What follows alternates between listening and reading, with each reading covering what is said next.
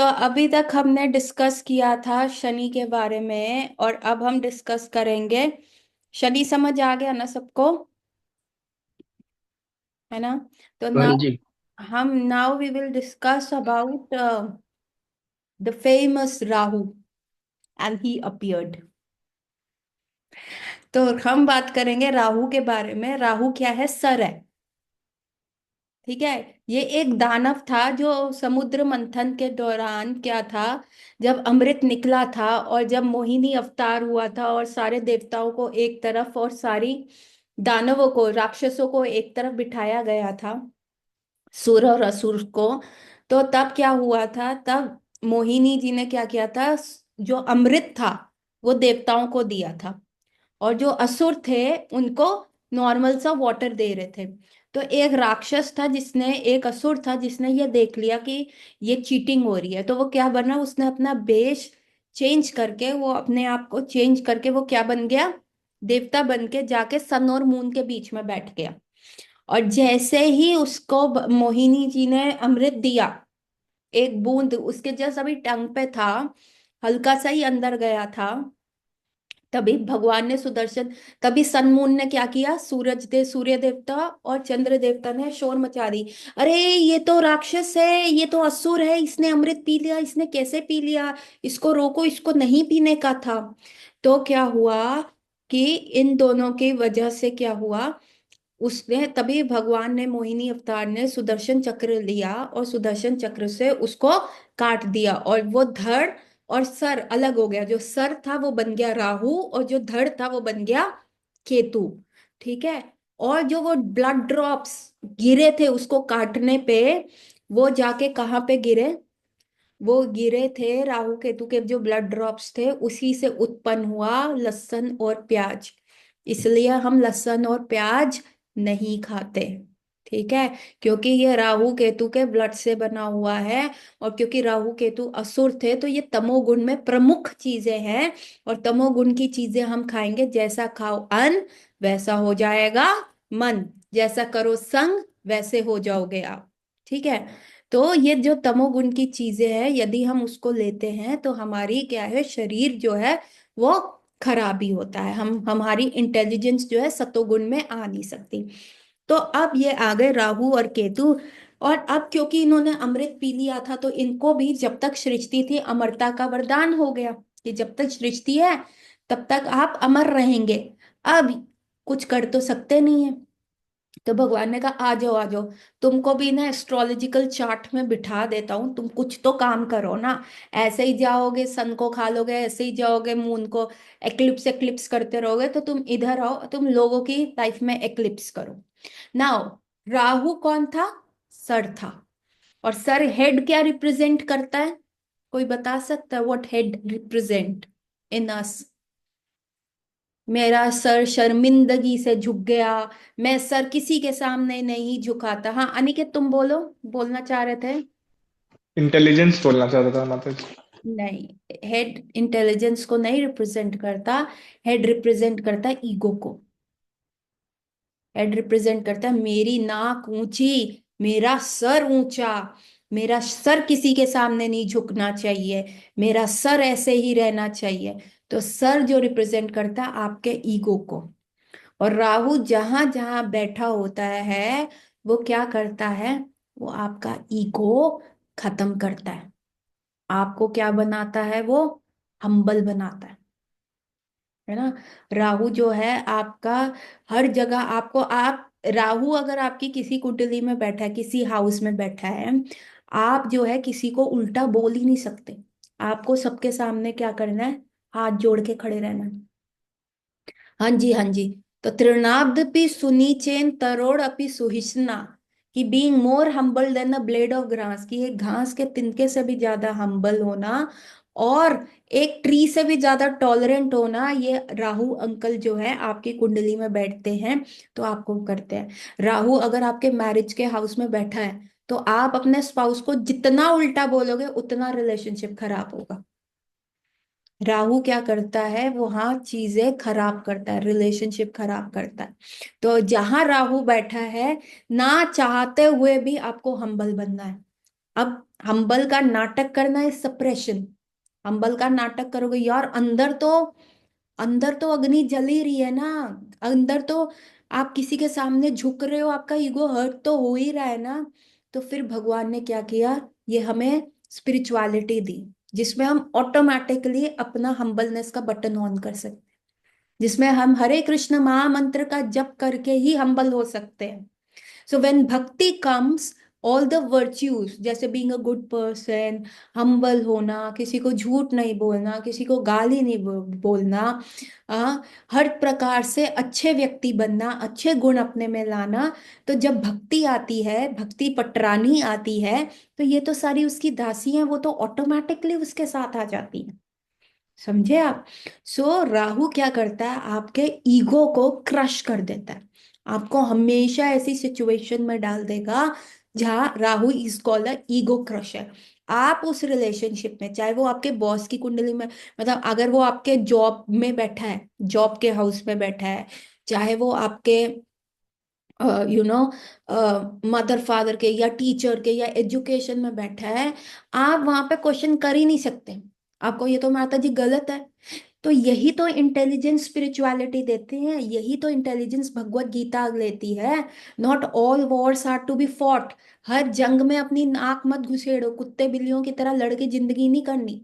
हमें कई चीजों को लेट गो करना है।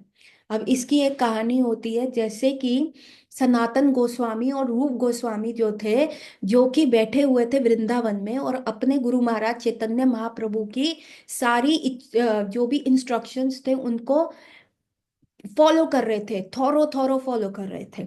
उनको स्क्रिप्चर्स लिखने थे, उनको भगवान कृष्ण की लीला स्थली ढूंढनी थी, उनको मंदिर निर्माण करना था, उनको मदन मोहन गोविंद देव जी सारे षट गोस्वामी टेम्पल्स लेके आने थे, बुक्स लिखनी थी। तो अब उनके पास कोई वेला समय तो था ही नहीं, कोई फ्री टाइम तो था ही नहीं, द टाइम ऑफ ईयर तो था ही नहीं।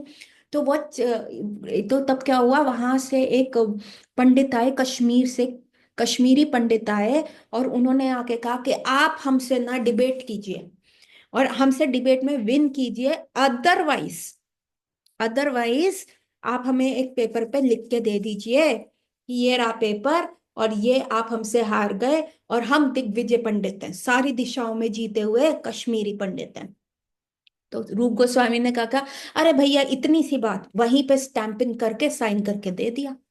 तो ये क्या था, दिस इज व्हेन राहु आपको लेसन सिखाता है हम्बलनेस का। दिस इज बीइंग कि आपको अपना समय नहीं वेस्ट करना। राहु आपको डिस्टिंग्विश कराता है, जो वॉर्स, जो आप फाइट्स अपने ईगो की वजह से लड़ते हो ना, अगर हम स्पिरिचुअलिटी को, ये उपदेशामृत को पढ़ेंगे, तो हमारे में क्लियर इंटेलिजेंस आएगा, हमारे में क्लियर सत्वगुण आएगा।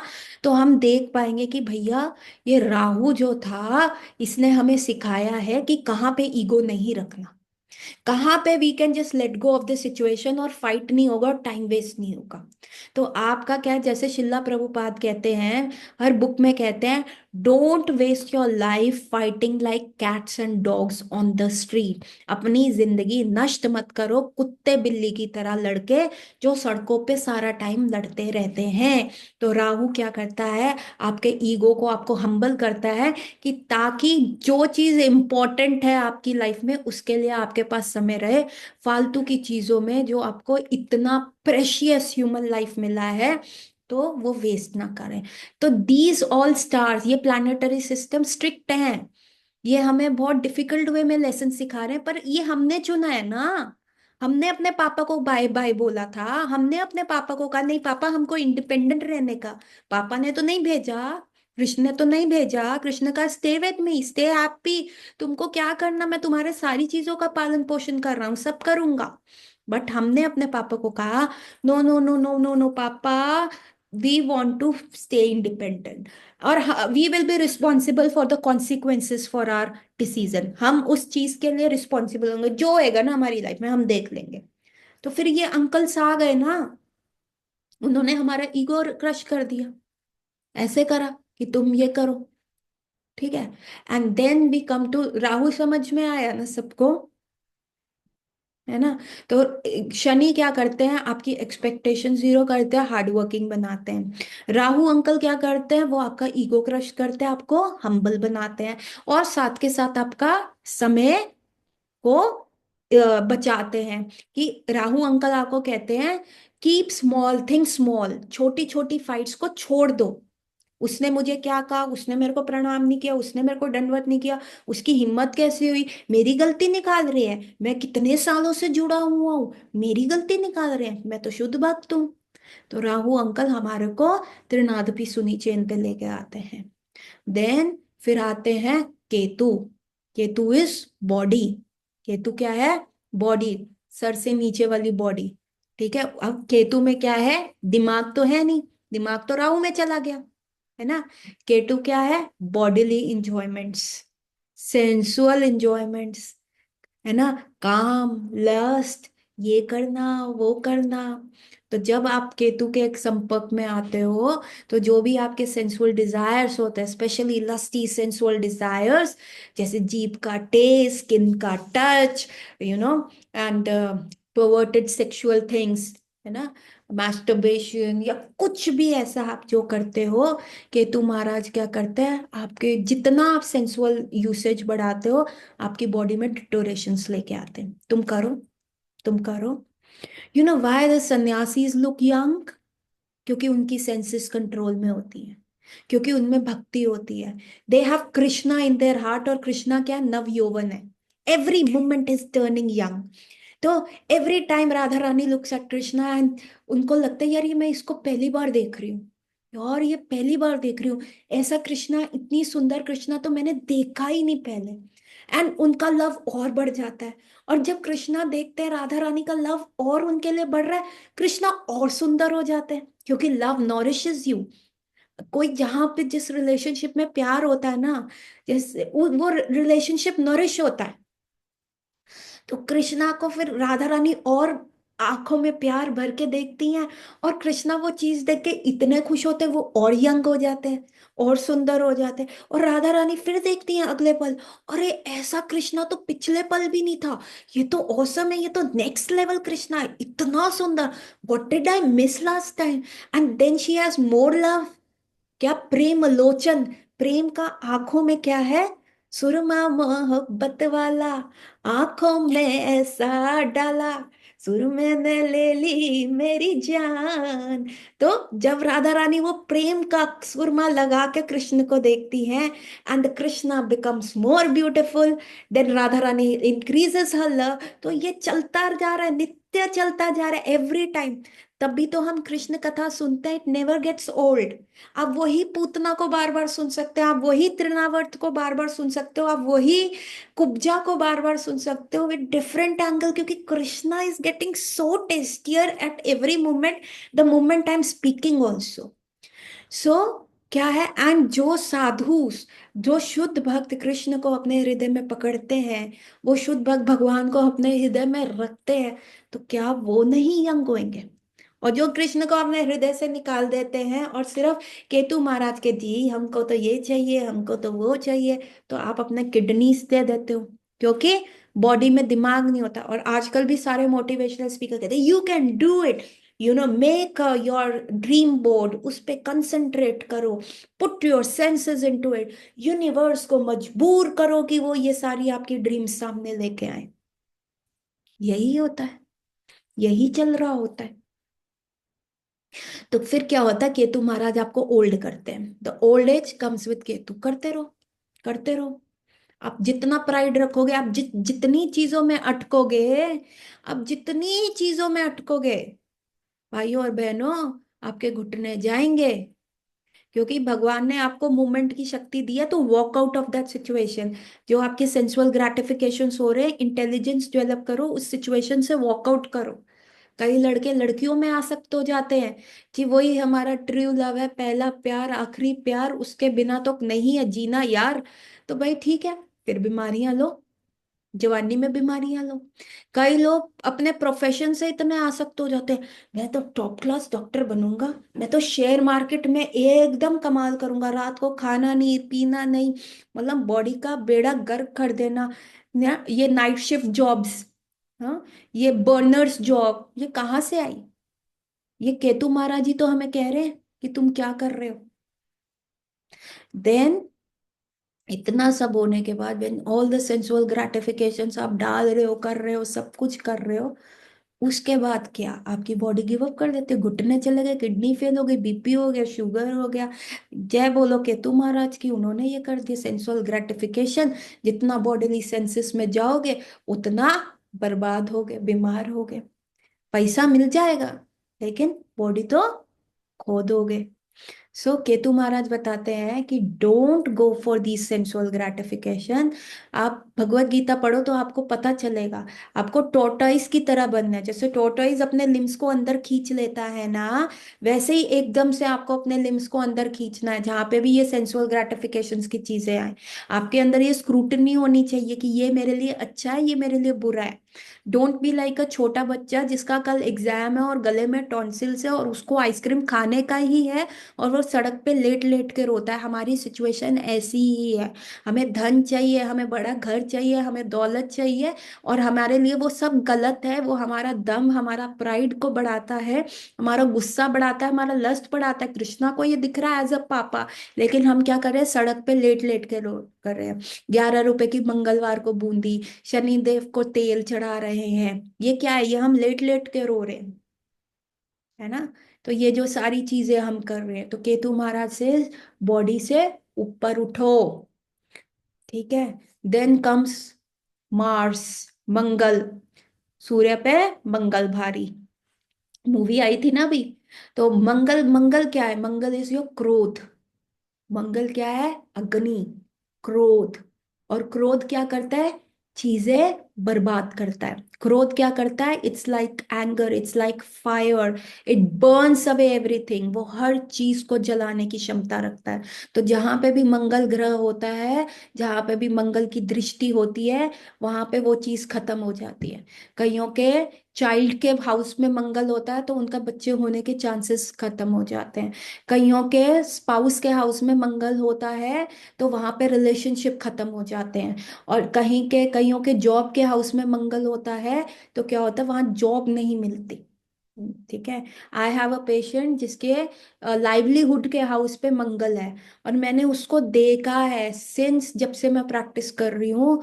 वो बंदा 1 करोड़ प्रोफेशन चेंज कर चुका है, इतने प्रोफेशन चेंज कर चुका है मेरे सामने।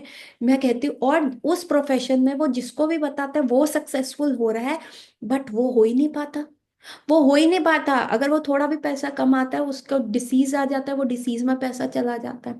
And that person has so much of anger in him, so much of ego, so much of anger, मतलब अननेसेसरी एंगर। तो मंगल क्या है? आपका क्रोध का डायग्नोसिस है। जितनी फायर आप अंदर रख रहे हो ना, तो मंगल जो है वो आपको बताता है कि ये दृष्टि है, ये वॉल्केनो है, और जब वॉल्केनो इरप्ट होगा ना तो सिर्फ डिस्ट्रक्शन होगी। तो सीख लो। मंगल क्या करेगा? जितने भी स्टमक कैंसर, जितने भी पेप्टिक अल्सर, जितने भी स्टमक अल्सर, जितना भी जीआईटी ट्रैक का प्रॉब्लम है ना, गैस्ट्रो इंटेस्टाइनल ट्रैक, उसमें आपका मंगल भारी, है ना। अब जाओ एस्ट्रोलॉजर से पूछो कि मेरे को ये कंप्लेंट है, तो वो बता देता है ना आपका बर्थ चार्ट देके कि आपको ये दिक्कत है, आपको ये दिक्कत है। तो मंगल क्या है? गुस्सा है। मंगल की दृष्टि जहां पड़ी वहां पे सब खल्लास हुआ, सब खत्म हुआ, सब एवरीथिंग मंगल विल डिस्ट्रॉय। ठीक है। एंड देन तो हमें क्या करना है? अपना एंगर को कंट्रोल करना है। और एंगर कैसे कंट्रोल होगा? देखिए, अभी मैं सुनाती हूँ एक बहुत ही बढ़िया कहानी, और उसमें हम वीनस भी डिस्कस कर लेंगे। वीनस क्या है? भोग एंड विलास।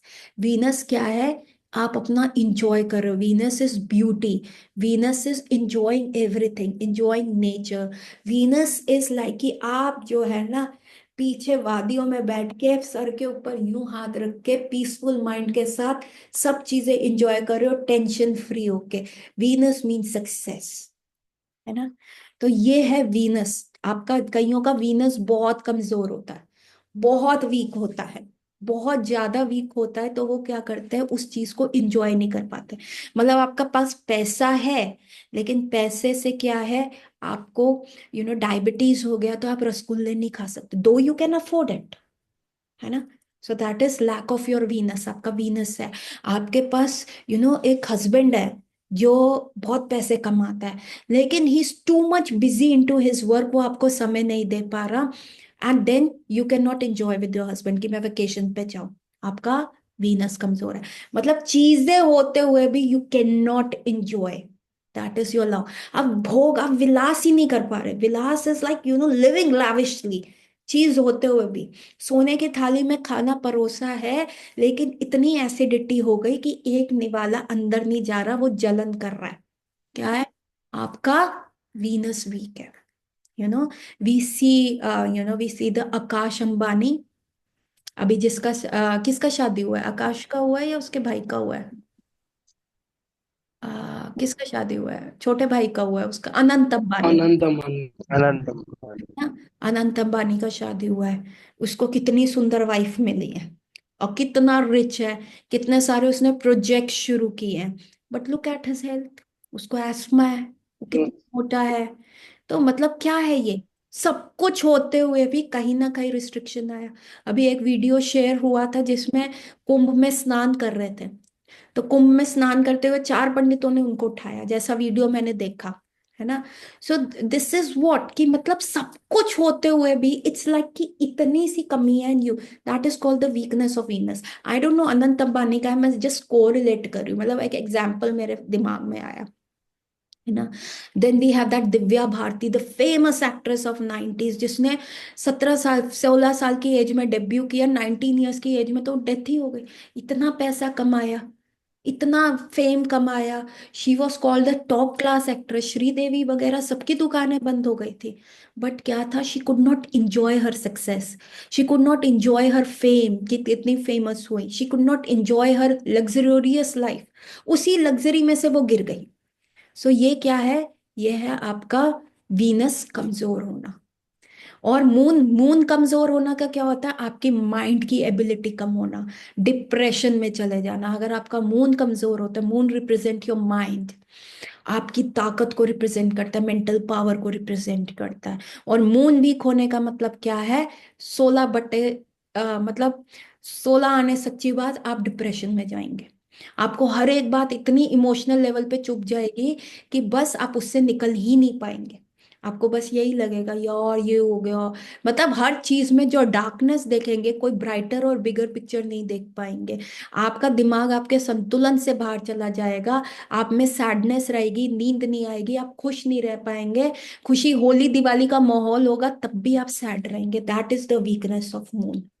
तो अब जल्दी से एक छोटी सी शास्त्र से कहानी सुनाती हूँ, महाराजा अम्बरीश की और दुर्वासा मुनि की। ये दुर्वासा मुनि का देखो कितना भारी मंगल और एंगर, जिन्होंने उनका सारा तपोबल खराब कर दिया। और अम्बरीश मुनि का कितना हम्बलनेस और स्ट्रॉन्ग वीनस, जिनकी हम्बलनेस के आगे दुर्वासा भी झुक गए। तो अम्बरीश महाराज के जो बहुत अशुद्ध भक्त है भगवान के, जिनके नवदा भक्ति उनके हर एक लिविंग स्टाइल से दिखती है। I am going to be very quick with the story because we just have 8 minutes left. तो अम्बरीश महाराज जो थे, आंखों से सिर्फ भगवान का दर्शन करते थे, हाथों से भगवान के मंदिर को साफ करते थे, नाक से भगवान पे अर्पित की हुई तुलसी और फूलों को सूंघते थे, कानों से भगवान की लीलाओं का पाठ, हरि नाम का पाठ करते थे, जीभा से सिर्फ भगवान का गुण गाते थे और जीभा से ही भगवान का प्रसाद पाते थे, चरणों से भगवान के धाम की परिक्रमा करते थे, मंदिर की परिक्रमा करते थे। मतलब बॉडी के हर एक लिम्ब से वो सिर्फ हरि नाम और भगवान का स्मरण करते थे। ऐसे अम्बरीश महाराज के यहाँ राज्य में ना थोड़ा सा क्या कहते हैं, सूखा पड़ गया, ड्रॉट आ गया, बारिश नहीं हुई। तो उनके मुनियों ने कहा, उनके राजगुरु ने कहा कि महाराज आप ना एकादशी व्रत का पारण कीजिए। और उन्होंने 1 साल का एकादशी का व्रत किया, और जिस दिन महाद्वादशी वाले दिन वो पारण करने वाले थे, तभी वहां पे दुर्वासा मुनि आ गए।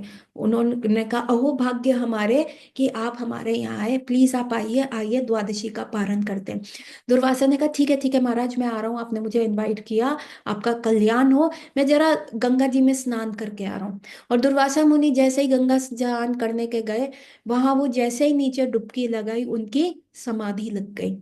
वहां अम्बरीश महाराज को सारे राजमुनि कह रहे, महाराज यहाँ द्वादशी का, एकादशी का पारण करना बहुत जरूरी है गिवन समय में, नहीं तो पूरे साल का फल खराब हो जाएगा। प्रजा आप पे डिपेंडेंट है, प्रजा आपके बच्चे हैं, तो आपको स्टेप उठाना पड़ेगा। तो अम्बरीश महाराज यहाँ द्वंद में थे कि एक ऋषि आने वाले हैं और यहाँ पे क्या है, मेरे को द्वादशी का पारण करना है, क्या करूं, ऋषि गुरु का वेट करूं या ये करूं। तो फाइनली क्योंकि वो निर्जल व्रत पे थे, उन्होंने 3 बूंद जल के जीभा पे रखे कि चलो तुलसी के साथ, ताकि द्वादशी का पारण भी हो जाए और उन ऋषि मुनि की भी हम मान रख सके कि जब वो आएंगे हम खाना जो है उन्हीं के साथ खाएंगे। वो तीसरी बूंद जैसे ही गई अम्बरीश महाराज के मुख में तुलसी के साथ, तभी आ गए दुर्वासा मुनि चीखते चिल्लाते, अरे तुम कैसे राजा हो, तुम्हें बिल्कुल शर्म नहीं आती, तुमने मेरा अपमान किया, तुम्हारे राज्य में ऋषियों का मान करना नहीं जाता, ये कैसी सनातनी राज्य है, इसका करना चाहिए। और उन्होंने, दुर्वासा मुनि ने अपनी लट खोल के एक राक्षस को पैदा किया और कहा गुस्से करते हुए, दुर्वासा मुनि is known for his anger, उन्होंने गुस्सा करते हुए एक राक्षस को उत्पन्न किया जो अग्नि राक्षस था। और वो जो है अम्बरीश मुनि की तरफ अटैक करने लगे, और अम्बरीश मुनि हम्बलनेस के साथ खड़े रहे, जैसे आपको ठीक लगे दुर्वासा मुनि। और जब अम्बरीश मुनि के साथ ऐसा, अम्बरीश जी के साथ दुर्वासा मुनि ने ऐसा किया, तभी भगवान विष्णु का सुदर्शन वहां प्रकट हो गया। उसने उस राक्षस को तो मार दिया, और वो जो है दुर्वासा मुनि के पीछे भागा कि तुमने कैसे हिम्मत हुई। अब दुर्वासा मुनि ने देखा भगवान विष्णु का चक्र, तो वो डर गए कि मैं क्या करूं क्या करूं। वो भागे, डर के भागे, फटाफट भागे। वो जैसे ही ब्रह्म लोग गए कि मैं अपने पापा को बोलता हूँ, पापा जरूर बचा लेंगे, ब्रह्मा जी ने देखा दुर्वासा आ रहे, ब्रह्मा जी ने कहा आओ पुत्र। लेकिन जैसे ही अपने चार मुख से पीछे देखा, अरे सुदर्शन का चक्र आ रहा पीछे, ब्रह्मा जी ने दरवाजा बंद कर दिया। ब्रह्मा जी ने कहा I don't know you, I disown you, तुम मेरी जायदाद से निष्कासित हुए, तुमको कहा था अच्छा काम करना, ये क्या तुम्हारी पूंछ पे आग और पीछे सुदर्शन चक्र, ना करे बाबा, आई डोंट नो यू, तुम तो जाओगे जाओगे, मेरे तो चार मुख कौन बचाएगा। फिर जो दुर्वासा थे वो भागते भागते शिव जी के पास गए, भैया। शिव जी आए गले लगाने, आओ मेरे भाई, करण अर्जुन फिर से मिल रहे हैं। लेकिन पीछे जैसे ही शिव जी ने देखा सुदर्शन चक्र, शिव जी ने मुंह फेर लिया, उन्होंने कहा समाधि में बैठ गए और इग्नोर कर दिया। और फिर उन्होंने कहा अब मैं क्या करूं क्या करूं क्या करूं। और वो भागते हुए विष्णु जी के पास गए, और विष्णु जी ने कहा आइए मुनिवर, आपका स्वागत है। उन्होंने कहा आप क्या स्वागत कर रहे हैं, अपना देखिए पीछे सुदर्शन मेरे को वो कर रहा है, दिक्कत कर रहा है। तो भगवान ने ऐसे किया और वो सुदर्शन जो है वैकुंठ के द्वार पे रुक गया। अब उन्होंने कहा बताइए मुनिवर, स्पष्ट बताइए, अभी सुदर्शन वहां पे है। तो दुर्वासा मुनि ने बताया कि देखिए ऐसे ऐसे हुआ, आपका सुदर्शन आ गया अम्बरीश के, तो प्लीज आप इसको वापस ले लीजिए। तो तब भगवान विष्णु ने कहा अहम भक्त परधीनो, आपको लगता है कि मैं इंडिपेंडेंट हूँ, लेकिन मैं इंडिपेंडेंट नहीं हूँ, मैं अपने भक्त के नीचे हूँ, मैं उनसे दबा हुआ हूँ, उनका ऋणी हूँ। तो ये चक्र तो मैं भी नहीं पूर्ण कर सकता, आप जाइए अम्बरीश महाराज के पास, वो ही देखेंगे। और जैसे ये ऊपर नीचे ट्रैवल करने में, ठीक है, इंट्रा टेरेस्ट्रियल ट्रैवल करने में दुर्वासा मुनि को 1 साल और लग गया। 1 साल का व्रत अम्बरीश मुनि करके बैठे और 1 साल और लग गया। और जब वो वापस गए तो अम्बरीश मुनि वैसे ही, अम्बरीश राजा वैसे ही खड़े हुए थे हाथ जोड़ के। फिर दुर्वासा मुनि उनके चरणों में पड़े और रोने लग गए। तो उन्होंने कहा, राजा अम्बरीश ने कहा नहीं नहीं महाराज, आप ऐसे मत कीजिए, आप तो हमारे पूज्य हैं, देखिए मैंने अभी भी कुछ नहीं खाया। और तब दुर्वासा मुनि ने कहा प्लीज मेरी जान बचाइए, ये पीछे जो कर रहा है ये आप ही रोक सकते हैं। अब अम्बरीश ने कहा यदि मैंने कुछ भी पुण्य किया है, यदि मैंने अपने इष्ट को एक पल के लिए भी भजा है, तो कृपया ये सुदर्शन शांत हो जाए और वापस चले जाए। तो ये है, you know what Sudarshan is, Sudarshan is a hydrogen bomb. और जो वो क्या कहते हैं ब्रह्मास्त्र है, वो जो हिरोशिमा नागासाकी पे गिरा था, that is a nuclear bomb. Brahmastra is a nuclear bomb, और उससे स्ट्रांग होता है Sudarshan, that is a hydrogen bomb. Hydrogen reaction शुरू हो जाता है ना, उसको रोक नहीं सकते। सूर्य देव भी जो हमें कंटिन्यूअस लाइट दे रहे हैं ना, वहां पे हाइड्रोजन ब्रेक डाउन हो रहा है। ये मैंने ऐसा केमिस्ट्री में पढ़ा था।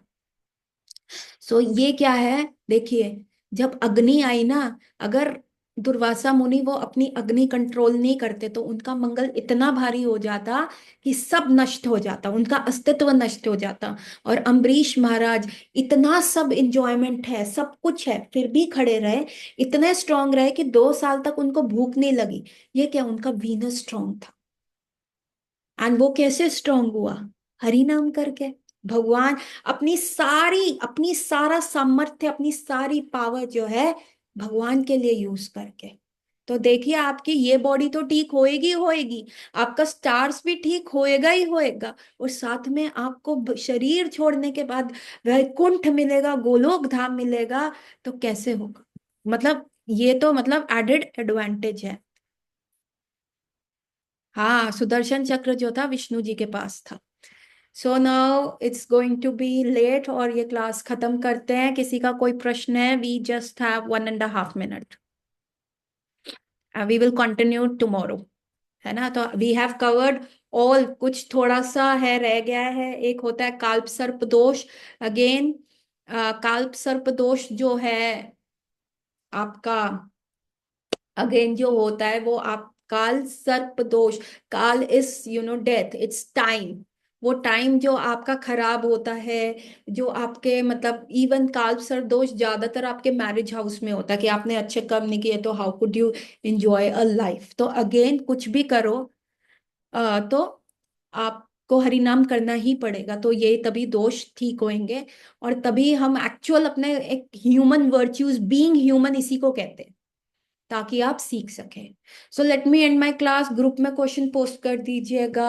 ठीक है, आई होप आपको ये क्लास अच्छी लग रही है, आई होप आपको ये आप कोरिलेट कर पा रहे हैं।